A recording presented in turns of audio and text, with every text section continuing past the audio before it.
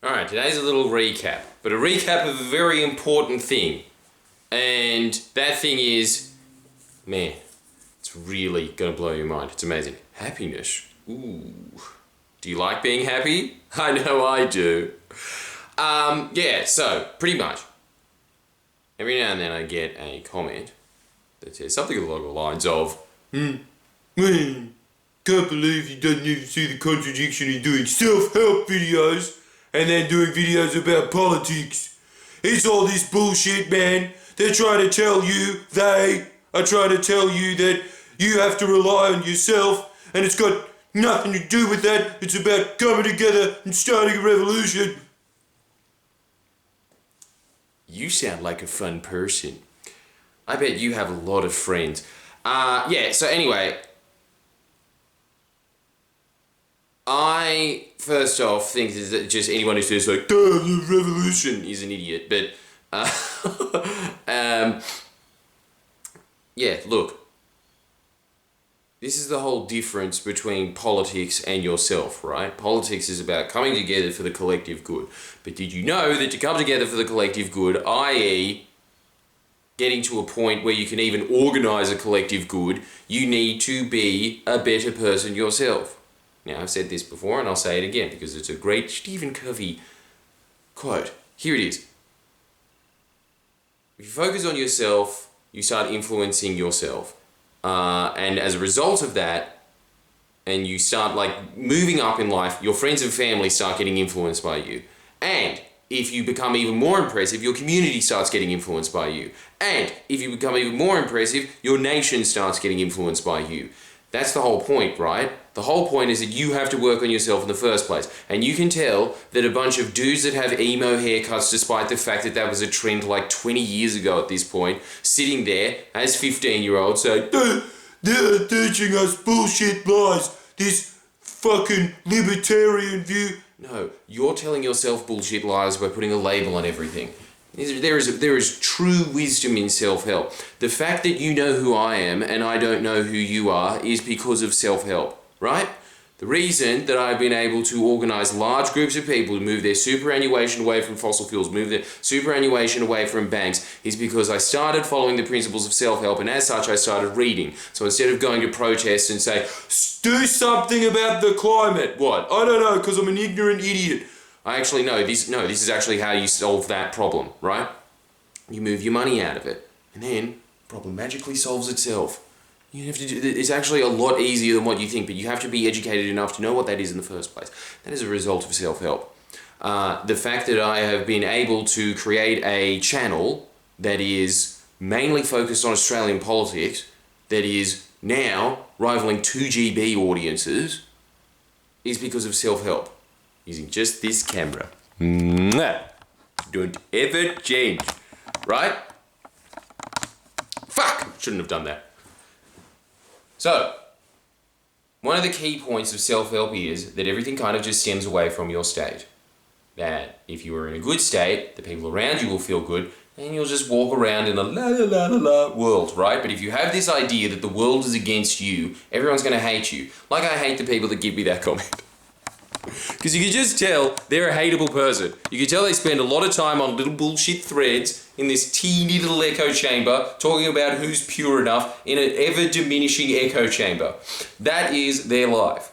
And the reason that they have that life is, and it's simple as this, it's very obvious when you read self-help, which is why those people should read self-help, but they never will. You hate yourself. And your entire world becomes a reflection of how you see yourself. People are just narcissistic like that. There's no escaping that. You should be trying to escape it as much as you possibly can. I think that is a life struggle. It's just the never-ending fight against the hydra that is your ego, as that guy said that I used to be a huge fan of, Deepak Chopra. Yeah, shut up with all your smug, like, have you seen Sam Harris? Yeah, I did. And it made me very sad that it was so mean to Deepak. You can't take the housewife out of the boy. So, what you want to be doing in life is trying to use that to your advantage, knowing that the way that you see yourself is how you start seeing the world, and that is the results that you start getting in the world you got to start picking A, better role models, but B, and this is the absolute basic metric. This is the subatomic particles of the universe right here. It's your mood. Whatever your mood is how you're going to come across in every situation. Every situation in life, you are going to be better off if you go into it with a la la la la la la mentality. Even if you're getting killed. Man, someone was talking to me, this is dark, probably gonna get blocked for this, but whatever. The people have a right to know that my mate in first year uni was watching pestscore.com. Now, I've never gone on it because I'm way too scared for that. 8mm the movie was enough for me, thanks. But anyway, he saw it, and you see, fuck, I don't know why I went down this path, but anyway, you see people in their last moments of life, right? Anyway, the point is, you would imagine that everyone's sitting there going, oh shit, I don't want to die, man, I'm shitting myself. There are some people that are sitting there that are just like, bring it on, with a happy smile on their face. Who would you rather be in that situation? Such a grim example. Right? Do you see the wisdom in bestyourgore.com now?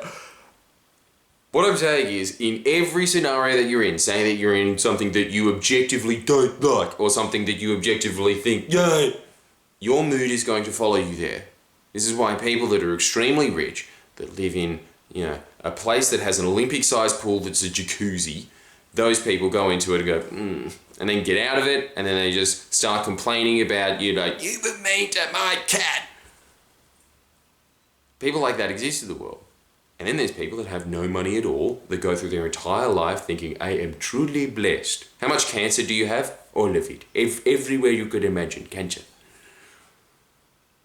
The only difference is how they're perceiving the world. But that is a daily practice and struggle that you have to maintain. Now, to get into this emotional fitness, you have to think of it like push-ups.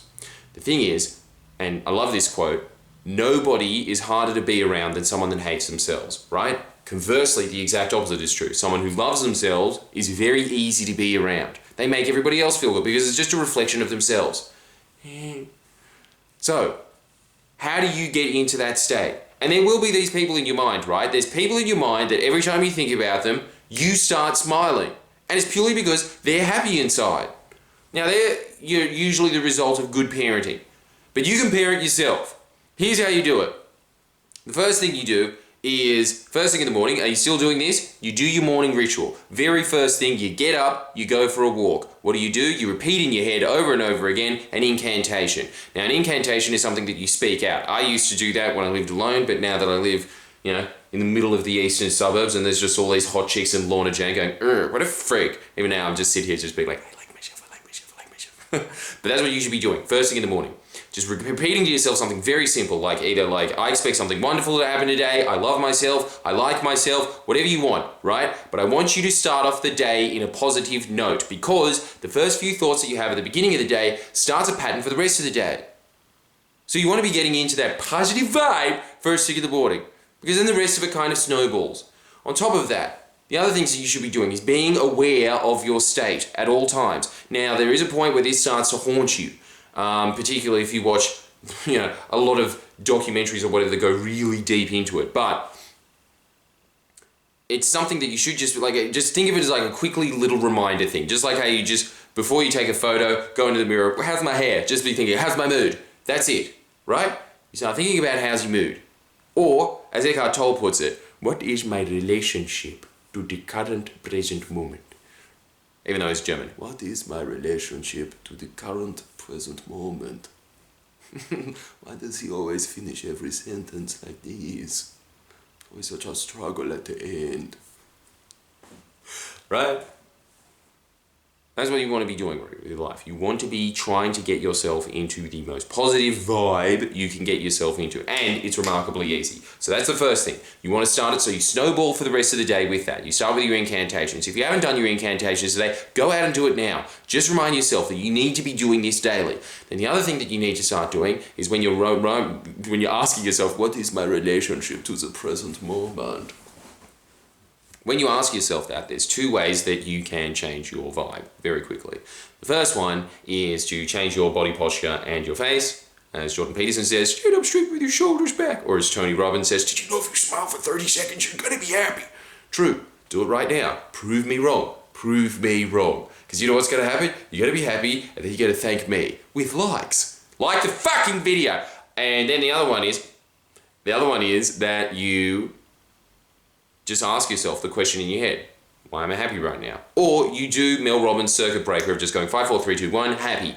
But there's all these little quick things. But pretty much, it all boils down to this. If you just think of the word happy, if you just think of what a person who's happy looks like, you start being happy as well. And that reflects through the rest of your life. And eventually, you get to a point where you are able to muster resources to a position that not no one else, but a lot of other people can't. A lot of other people can't do it. And why is that? Because in this society, everybody's just obsessed with consumption. They try to get their happiness off of consumption, but they don't realize that Sesame Street was right. It's in here. Anyway, this is the much more boring version of Sesame Street with no puppets whatsoever. And of course, no, muscly black dudes with moustaches saying, "Hey, Big Bird, what's the scoop?" It's just me sitting here saying, you know what? You suck. And you know it, don't you? Anyway, like the video. Come on, do it, you self-hating scum.